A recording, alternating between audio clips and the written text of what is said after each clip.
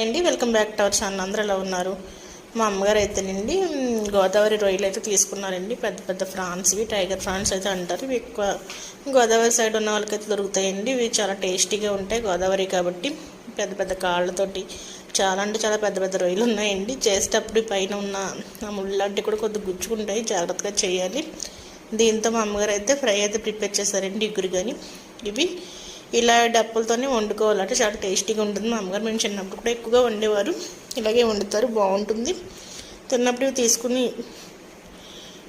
తింటే చాలా టేస్టీగా ఉంటుంది. తర్వాత అదేవిధంగా నాకు కూడా కొన్ని రొయ్యలు కొని అయితే ఇచ్చారండి.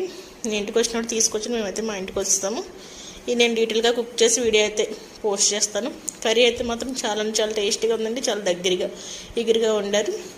దీనికి కాంబినేషన్గా వచ్చి కొద్దిగా ముద్దపప్పు చారు పెట్టారు, అదేవిధంగా సాంబార్ కూడా పెట్టారు. మార్నింగ్ బ్రేక్ఫాస్ట్కి అయితే ఎగ్ నూడిల్స్ అయితే ప్రిపేర్